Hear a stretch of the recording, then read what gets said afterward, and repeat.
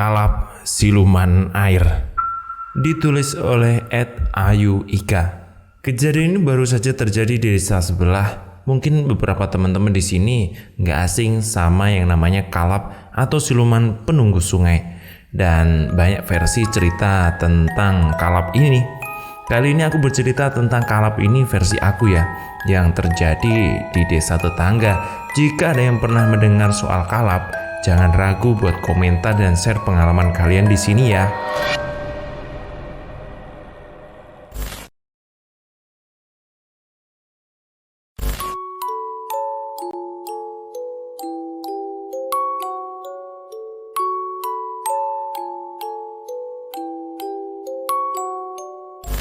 Hari itu sepulang dari salat berjamaah Isya, Seno mengajak adiknya pulang. "Ayo pulang, Dul." Seno biasa memanggil Gundul meski dia tidak gundul. Nama sebenarnya adalah Diki, umur 9 tahun. Diki sedang asik main kelereng dengan beberapa temannya. "Enggak aku masih mau main sama teman-teman," ucapnya tanpa melihat ke arah Seno. "Malam Jumat ini nggak ada takutnya kamu tuh. Kan deket masjid, ngapain takut?" Seno pun mengalah dan pulang meninggalkan adiknya. Sebenarnya ada perasaan yang tak enak, tapi memikirkan Diki yang keras kepala, Seno hanya bisa membiarkannya saja. Seno merebahkan badannya di atas sofa depan TV dan menyalakannya. Ayah Seno belum pulang dari rapat RW, sedangkan ibunya masih pengajian rutin. Getar ponsel mengagetkannya. "Halo Des, Sabtu mancing, ayo mau?" ucap Ali teman Seno di ujung telepon. "Assalamualaikum dulu, kebiasaan kalau telepon langsung aja nyolot." "Oke deh, siapin aja alatnya, sama Dimas gak?" "Oh iya maaf, sama Dimas kok seperti biasa," kata Ali nyengir. Sayup-sayup terdengar suara tangisan dari luar. Seketika bulu kuduk Seno meremang. Kayak denger suara anak kecil nangis ya. "Mas, teriak Diki sambil menangis. Ia masuk rumah diantar beberapa warga dan temannya. "Aku takut mas, aku takut," ucap Diki masih menangis sesenggukan. "Nah, ada apa kamu nangis? Siapa yang bikin kamu kayak gini? Kenapa adikku pak? Siapa yang pukul dia?" Tak ada yang menjawab. Wajah mereka tampak bingung dan ngeri membayangkan apa yang baru saja terjadi dengannya. Mulut anak usia 9 tahun itu memar. Cerita ini cerita versi Diki ya. Saya jadi Diki ya saat ini.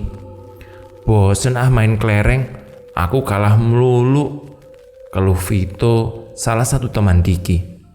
"Main petak umpet yuk, tapi jangan jauh ya, udah malam soalnya," usul Niko. Mereka berempat pun setuju untuk main petak umpet. Setelah melakukan ritual home pimpa, semacam sweet gitulah, akhirnya Wawan yang jaga. "Aku sama kamu dong Nik," ucap Vito. "Wah janganlah, sendiri-sendiri aja biar Wawan gak tahu." "Wah kamu dasar penakut," ucap Niko. Sedangkan Diki sudah mulai mencari tempat persembunyian yang dikira aman. Ia berinisiatif untuk bersembunyi di atas pohon mangga milik Pak Ruslan, di mana rumah itu berjarak tidak jauh dari masjid. Namun rumah Pak Ruslan dekat dengan kuburan. Kanan kiri hanya perkebunan mangga, karena memang Pak Ruslan juragan buah mangga. Setelah Diki naik, dia yakin Wawan tak akan bisa menemukan persembunyiannya. Benar saja, sudah beberapa menit berlalu Diki masih terdiam menunggu Wawan mencarinya. "Wah giliran aku jaga bentar lagi," keluh Vito yang pertama Wawan temui, disusul Niko. "Dan sekarang tinggal Diki. Ayo kita bantu cari ya," ajak kawannya. Setelah sekian lama mereka mencari Diki tak kunjung ketemu. "Dik, kamu di mana?" teriak Wawan dan yang lain. "Kesana yuk, di sana belum dicari kan?" kata Niko. "Enggak gelap banget di sana, soalnya di sana kan kebun mangga," ucap Vito. Sementara di sisi lain Diki mulai tak nyaman. Ia takut ditinggal oleh teman-temannya. Akhirnya ia memutuskan untuk turun. Saat ia hendak turun, kakinya terpelosok. "Aduh, jangkrik!" teriaknya. Ia terjatuh dan berusaha berdiri, tapi kakinya masih sangat sakit. Malam itu malam yang tak akan pernah Diki lupakan. Dia merasakan hawa yang berbeda, panas sekali, bulu kuduknya meremang. Ia paksakan kepalanya untuk menoleh ke belakang. Tak pernah ia sangka apa yang ada di depan matanya. Sosok putih samar namun jelas di depan mata Diki. Kainnya sangat lusuh, sudah tak berbentuk lagi. Ia mendongak ke atas, menelan ludah. Sosok pocong setinggi pohon mangga, sangat besar, jaraknya sangat dekat dengannya. Lidah Diki keluh, tak bisa teriak. Sosok putih itu tanpa wajah, wajahnya tertutup. Untung saja Diki tak diperlihatkan wajahnya, tapi sosok itu berhasil membuat Diki shock. Ia membaca doa-doa yang ia ingat, mulai doa sebelum tidur hingga doa makan. Entah dari mana ia punya kekuatan untuk lari dari sana. Ia lari sekencang-kencangnya. Temannya menunggu di depan masjid pun teriak, "Diki, Diki, Diki!" "Sembunyi di mana sih?" kata Vito. Diki masih mematung, mengatur nafas dengan tak menjawab pertanyaan temannya bertiga. Sebelum Diki menunjukkan ke arah di mana sosok tadi berada. Ono pocong, cah, ada pocong!" teriak Diki seketika menangis. Air matanya mengucur deras. Beberapa warga yang mendengar teriakannya keluar dan menghampiri anak-anak itu. Udah, sudah malam, jangan berisik," ujar beberapa warga. Ucap salah satu warga ke Diki masih terisak nangis. "Iki lo Pak Dek, Diki jare ketokan pocong." "Ini loh Pak, ini katanya Diki ngelihat pocong," terang Wawan. "Emangnya di mana kamu lihatnya?" Diki menunjuk ke arah kebun mangga Pak Ruslan. Warga nampak tak kaget karena mereka tahu kalau sosok itu memang ditugaskan untuk menunggu kebun tersebut. "Wes, udah ya, tuh kan, makanya jangan main malam-malam. Ini tuh juga malam Jumat, apalagi ke kebun itu," kata salah satu warga. "Ya sudah, ayo aku antar pulang nak kamu." Diki dan beberapa teman akhirnya pun mengikuti. Terik matahari menyinari rindangan pohon yang berhasil menghalangi sinar panas itu. Dan akhirnya mereka bertiga mengembus lembut. Kicauan burung beberapa kali terdengar. "Bawa bekal nggak?" tanya Ali kepada Dimas. "Ya bawalah, kamu mau kelaparan di sana?" Seno hanya manggut. Perasaannya tidak enak. Beberapa hari ini ia masih memikirkan adiknya yang bertemu dengan sosok putih itu. Ia khawatir dengan mitos yang beredar bahwa siapa saja yang bertemu dengan sosok penunggu kebun mangga, ia tak akan selamat. Jika tidak gila, maka nyawa taruhannya. "Kepikiran utang ya, kok diem aja?" sahut Ali. "Bedes, rame aja kalian," sahut Seno. Setelah beberapa lama menunggu ikan hasil pancingan, Seno dikejutkan dengan dua wanita cantik di sebelah kanan kirinya. Siapa kalian, Mbak?" Kedua wanita cantik itu hanya tersenyum. Mimpi apa Seno semalam dihampit dua wanita cantik seperti mereka? Harum tubuhnya semerbak wangi. Wanita dengan baju kebaya merah dan jari lurik, rambutnya terurai panjang. Sedangkan wanita di sisi kanannya mengenakan kebaya putih dengan rambut sedikit diikat. Paras mereka benar-benar cantik hingga Seno tergoda untuk bercanda gurau dengan mereka. Tak ia pikirkan lagi di mana kedua temannya berada. Kedua wanita itu, sebut saja si merah dan si putih ya. Mas sudah menikah?" tanya si merah. "Kalau belum menikah, gimana kalau nikah sama aku aja Mas?" tawar si putih. "Aku juga mau nikah sama kamu," ucap si merah.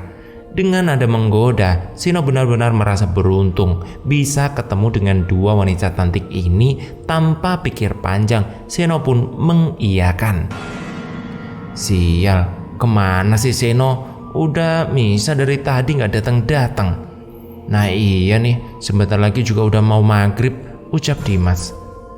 Udah deh, telepon aja, kata Ali. Nggak diangkat ini. Hingga setelah maghrib pun Seno tak kunjung datang. Ali dan Dimas pun memutuskan untuk pulang, karena lebih tepatnya ke rumah Seno untuk memastikan apakah dia pulang mendahului mereka. Dari mana aja, mancing sampai jam segini baru pulang, sambut ayah Seno yang sudah menunggu di depan rumah. Benar saja, hari itu sudah pukul 8 malam. Itu loh Pak De, ini tadi nunggu Seno kembali. Apa dia udah pulang apa belum toh Pak De? Ngelindur ya kamu ya. Kalian kan yang ngajak Seno mancing, harusnya berangkat pulang bersama. Dimas dan Ali saling berpandangan menelan ludah. Mereka ngeri jika menghadapi kemarahan ayah Seno yang terkenal tegas dan galak itu.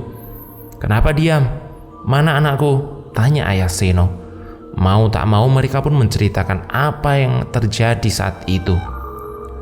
Gini loh Pak De, tadi pas waktu mancing kami berbincang dengan Seno, tapi Seno diam-diam tuh Pak De, gak lama kemudian menghilang. Saya kira dia sudah cari tempat lain untuk tempat mancing, tapi kami tunggu sampai Isya, dia juga belum kembali. Makanya kami kesini, kami kira dia udah pulang. Ayah Seno menggebrak meja. Mereka diam tak menjawab karena memang mereka tahu bahwa harus bagaimana. Udah, kamu cari gak Seno? Tanya ayah Seno. Kalau begitu, ayo ikut aku, ajak ayah Seno. Kemana Pak De? Udah, jangan kebanyakan tanya. Setelah lama mereka melakukan perjalanan, mereka sampai di sebuah rumah. Ditunggu sebentar, silakan diminum ini, ucap wanita setengah baya itu. Setelah lama mereka melakukan perjalanan, mereka sampai di sebuah rumah. Ditunggu sebentar ya mas, silakan diminum dulu, ucap wanita setengah baya itu. Iya, terima kasih ya. Tak lama keluar seorang laki-laki berumur 60 tahun. Ayah Seno menyampaikan perihal kedatangannya. Si lelaki manggut mengambil minyak di botol kecil, menghirupnya sembari memejamkan mata. Si lelaki membuka mata dengan tersenyum. Digawa kalap anakmu Ki. Dibawa kalap gimana kek? Ya udah, yang ku khawatirkan ini akan terjadi. Lalu cara menemukan Seno gimana mbah? Sediakan tumpeng sebanyak 40, taruh di tempat anakmu yang hilang, ucap si lelaki itu. Tak puas dengan jawaban si lelaki, ayah Seno mendatangi beberapa orang pintar. Jawabannya pun sama. Sudah 4 orang yang berkata demikian, bahwa anakmu dibawa kalap, dan kalap itu meminta 40 nasi tumpeng. Kabar menghilangnya Seno sudah terdengar di telinga seluruh warga. Warga pun ikut membantu sukarela membuatkan 40 tumpeng untuk pertukaran Seno. Di hari Minggu, 40 nasi tumpeng pun siap. Mereka berbondong-bondong membawa tumpeng tersebut ke sungai tempat mereka mancing. Tumpeng itu diletakkan di tempat terakhir Seno terlihat. Si lelaki yang pertama didatangi ayah Seno pun datang. Si lelaki itu membuang bunga 7 rupa yang ia bawa dan menyebarkannya ke sungai. Ia merapalkan mantra, menghentakkan kakinya ke tanah, lalu meminta warga untuk berdoa bersama menurut kepercayaan masing-masing. Warga pun diminta untuk pulang karena memang sudah waktunya sholat maghrib. Si lelaki dan ayah Seno, Ali dan Dimas bergantian menjaga. Sekitar jam 8.30 malam, samar-samar terlihat orang berjalan. Seno, teriak Dimas. Mereka berjalan ke arah Seno dan memberondongnya dengan banyak pertanyaan. Seno hanya terdiam. Dia nampak pucat, tatapan matanya kosong. Kemudian beberapa saat, akhirnya ia pingsan. Cerita kemarin kamu sebenarnya kemana? Tanya Ali. Seno pun menceritakan apa yang dialami. Di sana warga berkumpul ingin mendengarkan apa yang sebenarnya terjadi kepada Seno. Cuma gitu aja kok, tapi kenapa kamu hilangnya sampai 2 hari? Tanya salah satu warga. Saya kurang tahu Pak De. Terakhir mereka sudah melepaskan bajunya. Kami hendak akan berhubungan badan, tapi tiba-tiba saya sudah di sungai, terang Seno. Gagal nikah kamu nak, sahut salah satu warga. Lalu mereka tertawa bersama-sama.